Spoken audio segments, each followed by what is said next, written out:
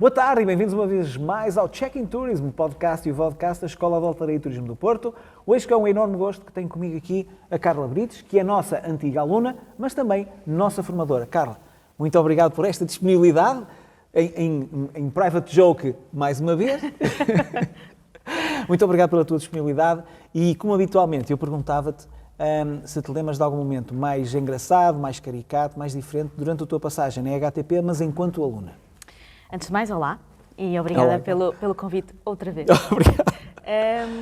Sim, lembro-me de vários, não é? Porque foi dos anos mais desafiantes da minha vida, mas lembro-me perfeitamente de uma vez ter ficado até de madrugada num projeto com outro colega para fazermos queijo fresco. E obviamente que tivemos o dia de aulas normal, que já é intenso, naturalmente, e no dia a seguir tínhamos então o menu de degustação e desafiámos-nos a ser criativos, porque estávamos no curso de cozinha, e então ficamos durante a noite a fazer queijo. E na altura a escola ainda estava aberta durante a noite, portanto lembro perfeitamente desse desafio de depois irmos de direta para o resto das aulas. Não posso dizer que fui a melhor aluna nesse dia, com toda a certeza, mas que o queijo ficou bom, ficou. E, portanto, valeu a pena. Portanto, todo o evento correu bem, em que se incluía também o queijinho e as outras iguarias que o acompanharam? Sim. Okay. Correu tudo bem. E o queijo estava bom. Mesmo depois de uma direta? Mesmo depois de uma direta. Fantástico, muito bem. Então, e como é que tu chegaste à HTP? Olha, é uma história muito engraçada. Eu já fiz muitas coisas na minha vida, mas eu comecei, portanto, a minha formação base é Ciências da Comunicação e fiz esse percurso natural, não é, da faculdade. Saí da faculdade e trabalhei numa agência de comunicação, etc. Fiz várias coisas dentro da área da comunicação. E chegou ali um momento da minha vida que eu estava bastante, na verdade, miserável, infeliz e desanimada, sentir que não era aquilo que eu queria. Então, ganhei coragem e disse, vou-me despedir. E despedi. E fiz uma lista de todas as coisas que eu achava que eram interesses meus e que poderiam ser potencialmente profissões.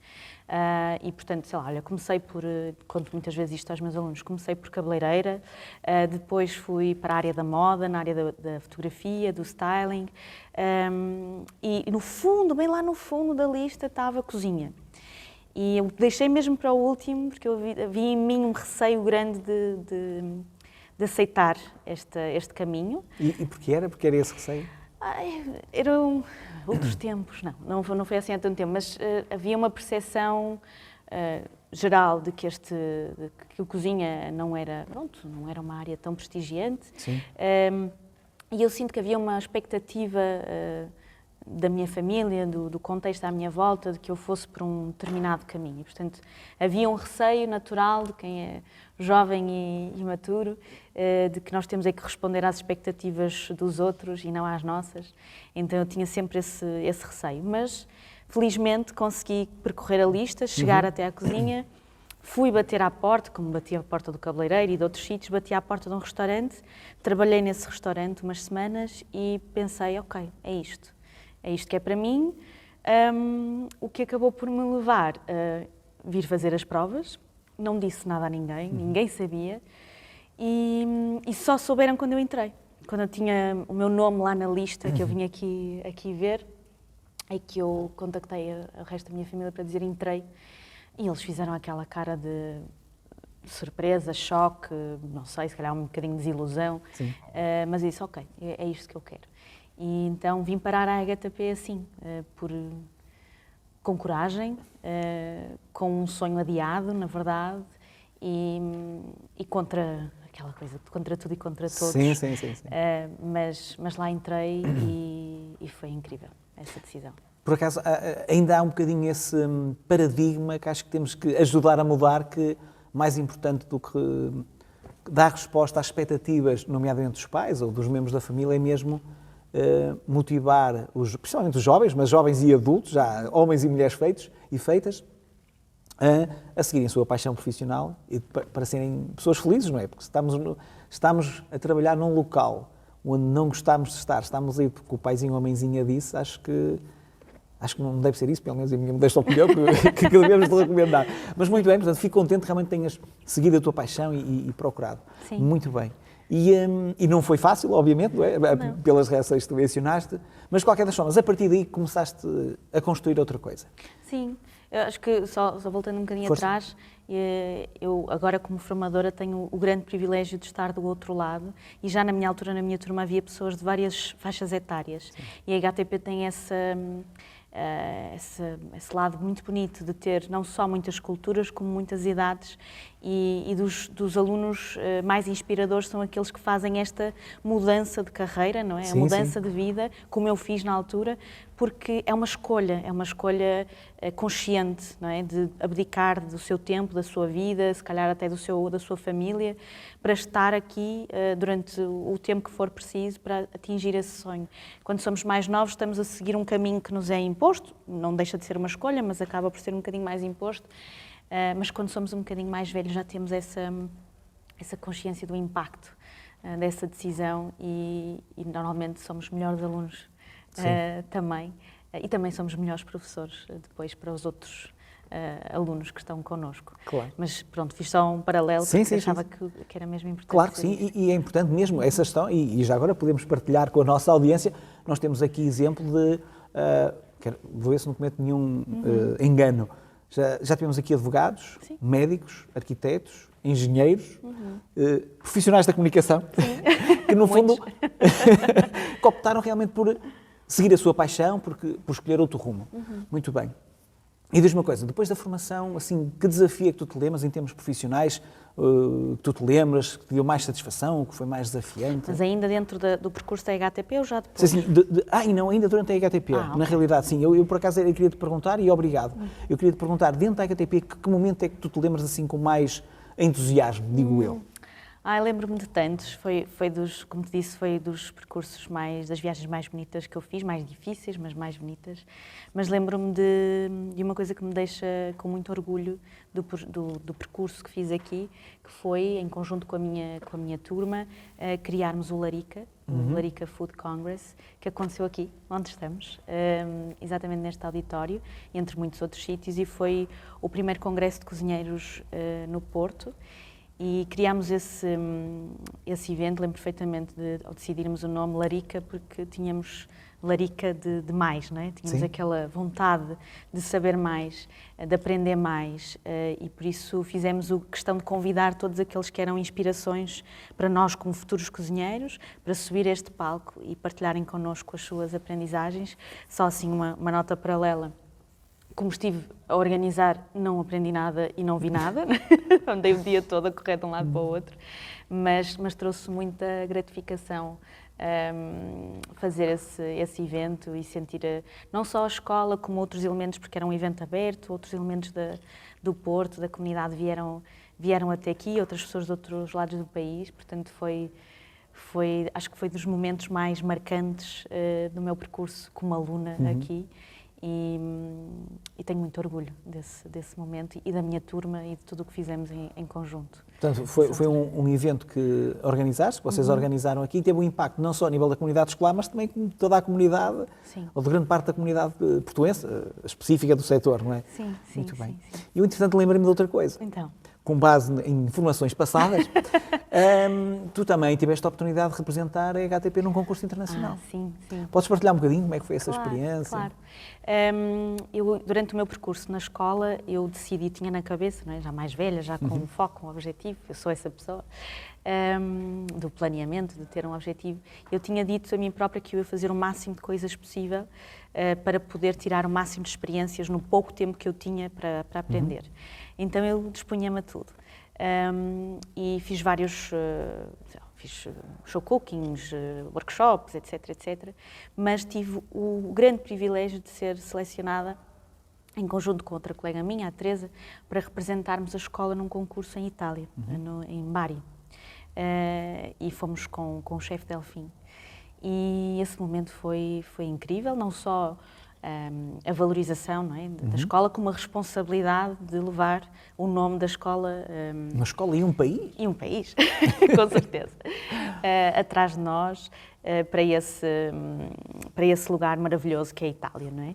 E foi um concurso muito bonito porque foram 6 dias, acho que 5 ou 6 dias, só um é que foi mesmo de concurso, tudo o resto foi da zona, né, da região, dar a conhecer as suas mais-valias gastronómicas. Portanto, fizemos uma viagem a uma fábrica de mozzarelas, fomos ao mercado, provamos vinhos, fizemos ali um conjunto de coisas que nos deram a oportunidade de vivenciar a cultura daquele sítio e fazer amigos, não é? Claro, com certeza. E obviamente depois tivemos o concurso e foi... Não ganhamos, só para registrar aqui, não ganhamos. Caramba. Mas não era esse o objetivo, Sim, o objetivo sim. era participar e representar. Claro. E pronto, então foi um momento muito marcante também da minha passagem pela escola. Muito bem, obrigado por essa partilha específica. E pegando então em momentos, e agora passava então no pós-EHTP, se durante a tua carreira te lembras assim de um momento ou selecionas algum momento assim mais marcante ou mais desafiante na tua carreira pós-EHTP? Então, eu acho que tem sido sempre desafiante, porque eu sou muito inquieta e eu quero sempre fazer muitas coisas ao mesmo tempo. Mas acabou, no seguimento do Larica, veio a esse evento uma pessoa que já tinha sido meu chefe, meu diretor executivo noutro projeto, na Capital Europeia da Cultura, em Guimarães, e ele convidou-me para fazer, olha, estou com vontade de abrir uma empresa que junte comunicação à gastronomia. E aquilo parecia inacreditável, não é? Não é possível isto estar a acontecer. Mas eu tinha na minha cabeça que eu ia para fora, e eu já tinha feito esse plano, e eu disse, olha, eu gostava, mas não é já.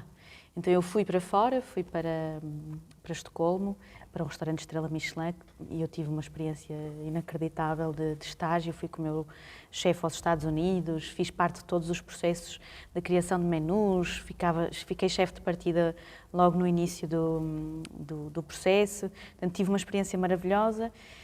E quando voltei, fui para o Esporão, e foi na altura do fecho, infelizmente, do Esporão naquela altura, depois ele voltou a abrir. Então, só quando eu voltei ao Porto é que eu liguei a essa pessoa e disse, ok, agora estou pronta. E ele abriu uma empresa espetacular, que se chamava Local Heroes, cujo objetivo era trabalhar comunicação e gastronomia sempre na vertente do turismo. Então nós trabalhávamos para entidades governamentais, câmaras municipais, direções regionais de cultura, para promover o território a partir da gastronomia. Então, isto tudo para te dizer que um dos projetos mais bonitos que eu fiz e que me deu tantas dores de cabeça como me deu prazer em fazer, sim, foi um projeto com a Direção Regional de Cultura do Norte. Foi o meu primeiro projeto dentro da empresa, que foi criar, a partir do património material, portanto a Direção Regional de Cultura é dona dos monumentos daquela região, e então, a partir do património material, do monumento, irmos à procura, na busca do património material gastronómico associado àquele monumento e criar um evento a partir daí. O evento também tinha uma componente musical, enfim, tinha várias componentes, mas tinha uma componente gastronómica forte. E então esse processo de pesquisa, de procura, de encontrar e de transformar aquilo num momento que fosse marcante para o público. E aconteceram vários, mas um que me ficou mesmo muito marcado, porque foi o primeiro do primeiro, eram 8, foi no Mosteiro da Aroca, que eu não sei se tu já visitaste. Já fui à Aroca, mas não fui ao mosteiro. Recomendo-te vivamente, é um sítio maravilhoso. E tem uma cozinha incrível, que tem uma lareira, né? uma zona de cozinhar gigantesca, uma chaminé enorme. E aquilo existia lá para alimentar as 600, em alguma altura, 600 monjas que lá viveram. E como elas eram muitas, não é? Era necessário comida que sustentasse tanta gente, não é? Então, o mosteiro era responsável por incentivar a produção daquilo que hoje nós valorizamos como a raça arauquesa, a raça de carne, a raça bovina de carne arauquesa. Então só existe nessa raça, não é? E só existe esta carne porque existiam estas monjas e elas patrocinavam e valorizavam a carne dessa forma. Então, na altura, o que nós fizemos foi, elas antigamente penduravam as vacas nessa grande chaminé a assar durante muitas horas. Obviamente que não podemos fazer o mesmo, tínhamos medo de mandar abaixo a chaminé, mas mandei construir um objeto que quase que simulava o porco no espeto, mas era a vaca no espeto.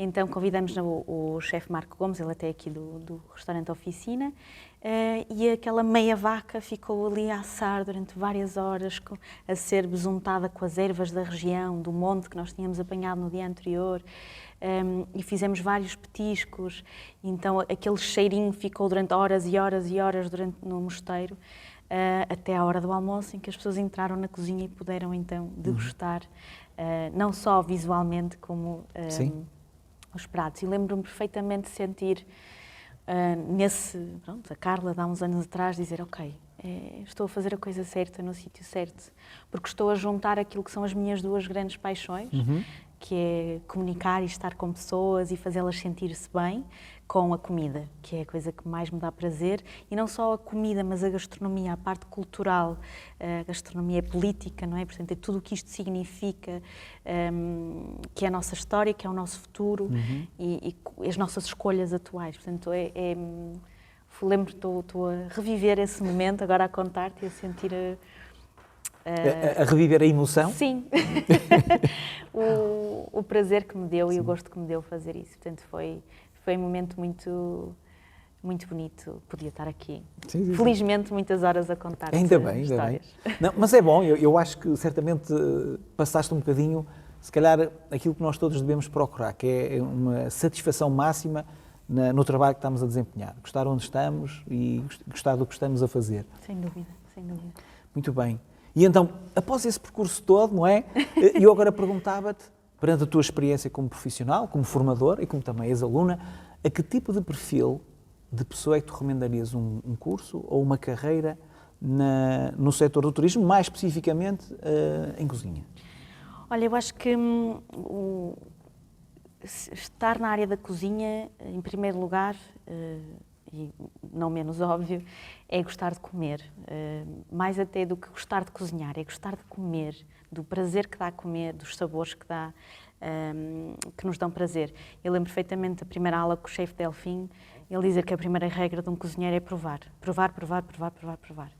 E a técnica aprende-se, mas desenvolver esse gosto por comer é mesmo muito importante. Mas fora isso, sendo isso a base e totalmente óbvio, não é? Às vezes é preciso dizer o óbvio, a outra parte é ter a noção de que o trabalho em cozinha é um trabalho metódico, é um trabalho de organização, é um trabalho de disciplina, é um trabalho de perfeccionismo, de aperfeiçoamento de técnica, e não é tão... Há momentos para a criatividade e vai haver espaço para essa criatividade e é sempre importante essa criatividade no prato, mas a criatividade é para além disso, é também na criatividade da gestão do processo, da gestão do nosso trabalho, da gestão do dia-a-dia. A criatividade não é só criar coisas que sabem bem, é criar melhor método, melhor organização. Portanto, eu acho que o perfil de alguém que está à procura de trabalhar em cozinha é um perfil que gosta e que desfruta do processo de método, organização, disciplina e de aperfeiçoar o detalhe, de ser mais rápido do que do dia anterior, de ser mais eficiente do que do dia anterior. E às vezes eu sinto que vamos um bocadinho... Eu confesso que eu vim iludida com a ideia de que ia ser um trabalho sempre muito criativo, isso de criar pratos, e há espaço para isso, mas não é sempre. E portanto acho que é isso, é de estar consciente que o processo é muito importante na cozinha e o perfil para isso também é importante. Obrigado. No entretanto, vou voltar atrás no guião. Então. Porque eu queria te perguntar os teus planos para daqui a 10 anos. Onde é que tu esperas estar daqui a 10 anos? Eu pensei agora no perfil, mas espera aí, ainda falta. Sim. E então? Já sabes a minha resposta para isto, mas eu costumo dizer quando me fazem essas perguntas, o que é o que vais fazer daqui a X tempo? Eu respondo, eu não sei o que eu vou fazer para a semana, quanto mais daqui a 10 anos. Apesar de eu ter este lado muito orientado e de organização e de método, eu gosto do imprevisto e, acima de tudo, eu já aprendi, a minha vida já me ensinou que não vale a pena planear demasiado, porque as coisas vão acontecer. Eu quando vim para aqui estudar, eu não tinha como prever eu hoje ser formadora aqui. E isso é maravilhoso. Eu vou escolhendo e as escolhas vão abrindo portas e essas portas eu posso passar por elas ou não. Portanto, eu sei como é que eu me quero sentir daqui a 10 anos, o que é que eu vou estar a fazer, se eu ainda vou ser formadora, não sei. Se eu vou ser cozinheira, talvez, se calhar vou voltar. Mas não gosto de fazer esses planos tão específicos e tão materializados, porque gosto de dar espaço para que as coisas se possam materializar de formas que eu não estou à espera e a contar, que é o que me trouxe até aqui. Eu vim aqui ser aluna porque, olha, não sei, acho que não te contei isto, só para ser novo. Sim. Eu vim aqui ser aluna e como eu fiquei no quadro de mérito da escola, eu tive direito a uma bolsa de X euros, já não me recordo muito bem, em formação na escola. Okay. Então, uns anos mais tarde, eu queria fazer o curso de formação para formadores. E a escola, por acaso, enviou-me um e-mail a dizer vamos abrir um curso de formação para formadores na escola. E eu pensei, vou pegar no voucher, que nunca o utilizei, e vou fazer a formação. Então vim fazer a formação e na formação conheci, que é uma grande amiga minha hoje, a ex-formadora da disciplina que eu dou hoje.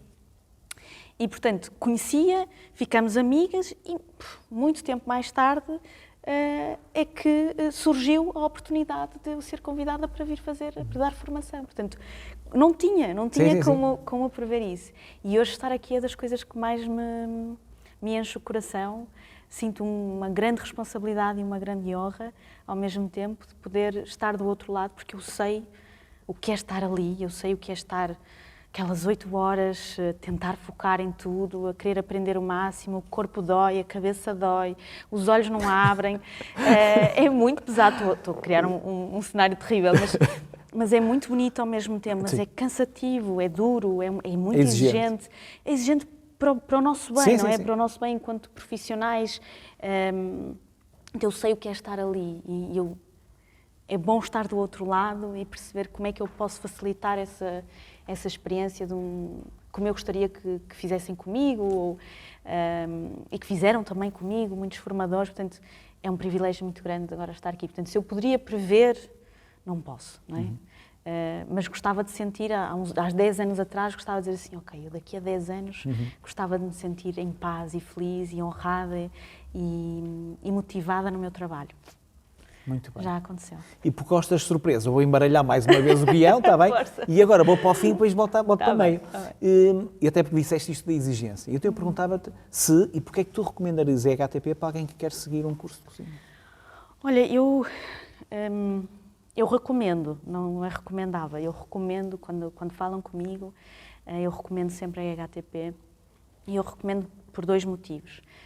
O primeiro isto é como se fosse um laboratório, uma experiência intensiva, intensa do mercado de trabalho, não é? Portanto, é uma carga horária pesada, é estimulante a vários níveis, é desafiante a muitos outros. Portanto, é um laboratório perfeito para o que vai ser a vida a seguir de quem segue qualquer área dentro do turismo, não só a cozinha.